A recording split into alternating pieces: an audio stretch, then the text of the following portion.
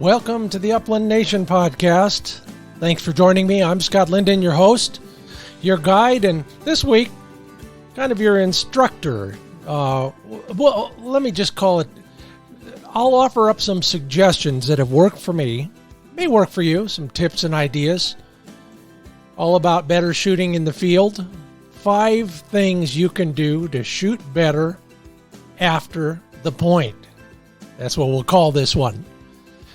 Oh, and one you can do in the yard as well. So, hope you'll stick with me if you would like to improve your shooting, that is. And who doesn't? You know how I'm working on that. Man, it's still a work in progress, but I'm getting better at it. In fact, I went to the range day before yesterday. Thought I'd get brave and actually shoot some of the sporting clays targets. Not quite ready for that yet. Effected a dignified retreat back to the practice traps and then got dialed back in. And maybe the highlight of the day was stopping down at one of the local retailers and finding a whole bunch of target ammo. When was the last time you had that happen to you? Oh boy. So now I have no excuse for going again next weekend and the weekend after and every weekend after that. I'm promising you, remember, I may have to trim it back a little bit. I promised 100 rounds a weekend, but at the rate things are going, at least I have enough for 50 rounds a weekend. As long as they're good rounds, that's probably better anyway. How about yourself? What you doing these days? I know you're talking a lot about training and maybe starting your conditioning. A little hot in most parts of the country, but we're still doing it. Got to get up a little earlier or stay out a little bit later, but that's one of the things we're doing, and we're also already thinking about next season, laying plans and thinking about the dogs and what they do. In fact, on Facebook, I asked recently, after your dog does a good retrieve, isn't it kind of silly that he brings it to us and we take it away immediately? You know, they are called bird dogs for a reason. So I asked what you do when your dog actually performs at peak. Dave DeSmither had a good one. He said, this dog ate 3 birds over his time hunting. Beautiful wire hair. He had 25,000 birds shot over him. Okay, 3 out of 25,000. You guys do the math. He guided with him for several years. He says, I give him a pat on the head, a drink of water to wash down the feathers, and then we're both back out hunting. Nathan Meek says, I let him hold it after a retrieve. Lots of coaxing has paid off. Jet has overcome a timidity of birds since that first rooster incident. Yeah, I remember that story, Nathan, and congratulations. Linda Sykes says, I let him keep that bird for a bit while I praise the heck out of him. The joy in his face is priceless. And Mike Sims might have the best reward for a great retrieve. He says, I shoot another bird for him. Love all those great responses and all the other things. Starting to get a little more active on Facebook, so check in regularly and be a part of the discussion. Hopefully I prompt a few thoughts, get you moving in the right direction, but you do as much for me in that regard as well. So chip in here and there and give us your 2 cents worth. The Upland Nation podcast is brought to you in part by Sage and Breaker Gun Care products crafted at the highest caliber. Think about them every time I'm putting my gun back in the truck, because before I do, the minimum it gets is a good spray of CLP from sageandbreaker.com. Clean, lubricate, protect. And believe me, out here in the desert, that protect is as good as any other aspect. It kind of minimizes the magnetivity, whatever it is that attracts dust to the metal parts of your gun. So thank you, Fred Bohm, and everybody at sageandbreaker.com. Well, I've had a lot of people talking to me about shooting since I made a big deal about it in my own regard. And it seems like I'm not the only one who wants to do better at it. Believe me, from what I saw Saturday, you are not alone. I am not alone. Everybody's out there. Big day at the range. Had to stand in line for the practice trap for the first time ever over there, but it was educational to watch and, chip in a little bit here and there with what little I know and learn from everybody else. So I thought I'd put together a little essay. I call it After the Point. 5 ways you can improve your next bird hunt by hitting some of them. And as our Facebook friends have told us, and rewarding the dog. So let's just jump right in and work on all the excuses that we got to get rid of. The first is that climbing that we do out here in the West. When you're tired, it's hard to shoot better. So get in shape. Learn to shoot off balance. Learn to shoot while being surprised. And how do you do all that? It's all about hand-eye coordination and repetition. Perfect practice makes perfect, or close to it. Can't even say it right. Probably ought to practice that more perfectly as well. Anyway, here are some of the lessons I learned the hard way so you don't have to. Before you drop the tailgate, turn your dog loose in the field. Work on these things. Think about them when you have the chance in the field or even at the range. Practice as if you are working with a dog in the field. First off, get your dog solid. Working mindfully will produce better shooting. I'll never forget it. South Dakota TV shoot we did where the guy who was closest to my wire hair at the time watched that dog, admired that dog on point, probably counted to 20, and then we all yelled at him to get up and fly that bird. He tiptoed and minced all the way up there, and by the time he did, the bird had walked out from under my dog's point. What else could you do instead? Well, the first thing you can do is be assertive. I think the bird and the dog respond to that assertiveness just a little bit better than somebody who's a little bit tentative.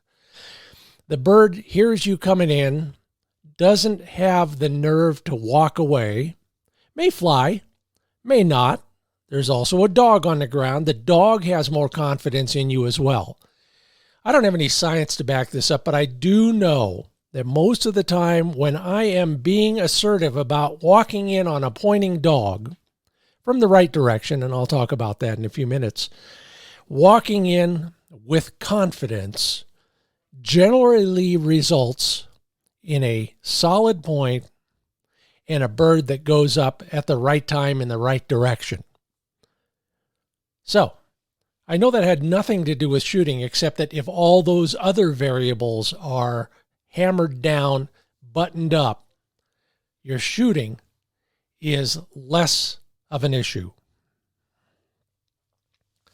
What do you think? You ever do that? You ever wonder how you approach your pointed dog? Now, I know it's different when we have a flushing breed in the field, and that has its own set of challenges, but what do you do once that dog slams into a point? And what do you do with your friends? Do you stage manage them? Sometimes it's a good idea. Talk about that down the road as well. You're listening to the Upland Nation podcast. I'm Scott Linden, your host. Kind of getting this off my chest, maybe for therapeutic reasons, maybe to help you, maybe to help me even more. So do me a favor. If you like what you hear, whether it's this one or the one before, tell a friend. Could use all the listeners we can get. And please do rate us and review us at Apple Podcasts. All right, number 2 on my list, at least, is being strategic. Flanking your dog as you approach the pointed bird. Kind of related to number 1. The dog has more confidence in you, but here's the key. By flanking, what I mean is you see the dog, you're behind the dog usually. The first thing you should do is get wide of that dog. Swing out and approach the pointed bird from in front of and ideally at an obtuse angle to the dog, not walking in straight alongside your dog. You know, when you see a flock of birds or a shoal of fish and they all jink at the same time, that's allelo-mimetic behavior. Dogs, of course, have already been trained to walk alongside us. That's what the heel command is. So if we're coming in right next to him, we're sidling up alongside our dog. there's a chance out of habit, if nothing else, that he might just walk in with us when we don't want that to happen. If you can, swing all the way out, get in front of the dog, and get the bird between you and the dog. That seems to hold the bird. It also cuts off at least one escape route. If you got a buddy, do the same thing. Safety first, though. Everybody knows where everybody is and which way they are safe to shoot. That pincher movement could put the bird in the air and straight up in the air, as opposed to flying low and out the side door. So think about it. And again, remember, instilling confidence in your dog might instill confidence in you. So I'm watching the practice trap on Saturday, and one of the guys is shooting 100%. He missed everything. And once again, I thought, okay, I remember those days. I spent a whole season missing everything to the left by 4 feet until I took a lesson from Buzz Fawcett. And he first pointed out that I was left-eye dominant and shooting right-handed. If you're cross-dominant, well, if you're missing a lot, you might be cross-dominant. I know that sounds like a Jeff Foxworthy joke, but it almost could be. You might want to check on that. Here's an easy way to do it. Take your 2 hands, extend them out in front of you. Take your fingers and cross them so that you make a little hole that you can look through. Focus on something at a distance and slowly, stay focused on that thing and bring that little hole back to your face. If you do it honestly and carefully and very slowly, you'll bring that hole back to your dominant eye. If you shoot right and it comes back to your right eye, hey, you're golden. Ditto for the left. But if it doesn't, consider some of the ways to fix that problem. And good luck, by the way.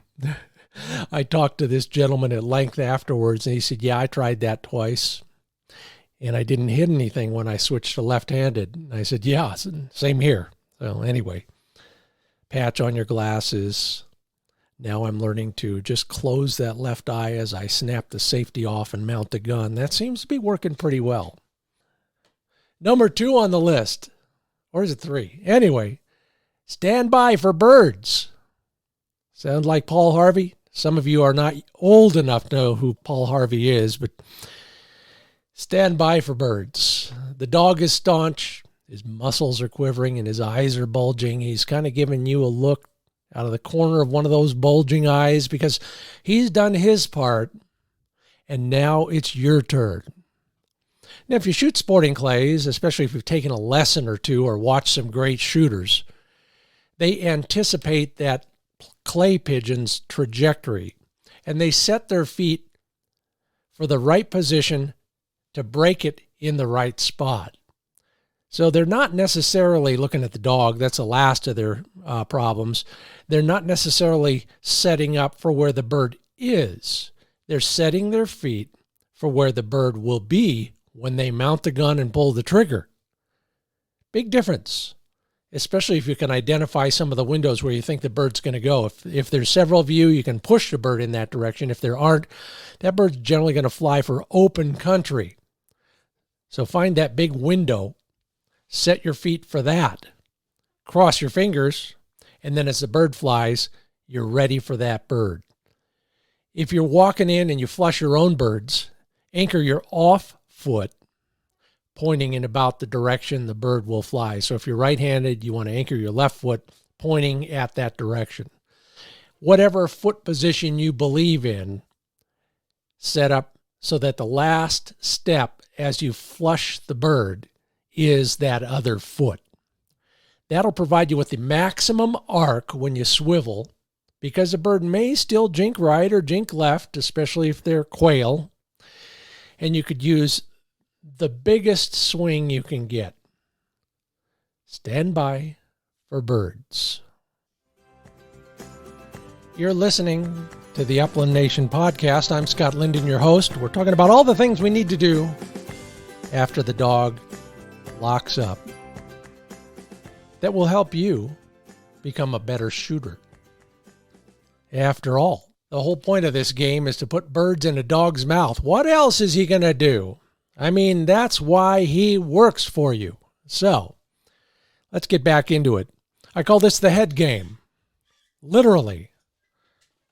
Keep your head in the game, but not your hat. Whatever kind of hat you're wearing, if it's your lucky shooting cap or your hunting hat or something in between, that brim could be your worst enemy. I've learned that the hard way over the years, and maybe you have too. You wonder why you're always shooting low? Your cap brim is too low on your forehead. If you can't see the bird as it flies up into the air because your brim is blocking it, you're going to lift your cheek off the stock of the gun to see it before you pull the trigger. Throws the entire geometry of your shotgun and your two sights, quote unquote. So bear that in mind as your dog locks up. Maybe the first thing you should do is push that cap brim back. My dog is totally focused on the bird, drilling it with his eyes like twin laser beams. Even if he can't see it, he knows where it is. That's what his nose is all about. Once it flies, you should focus just as carefully. Keep your eyes on the bird's eye as it flies. That is more than just a philosophy. That's an exercise. It forces you to focus completely. Keeps your face on the gun stock, creates an accurate sight picture and the right geometry between your eye at the back and your muzzle at the front, and the bird downrange from both of those.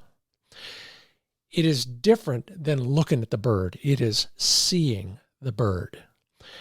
Buzz Fawcett again, he describes it as shooting like a predator. You cannot see anything else. Everything else is blinded, at least figuratively speaking.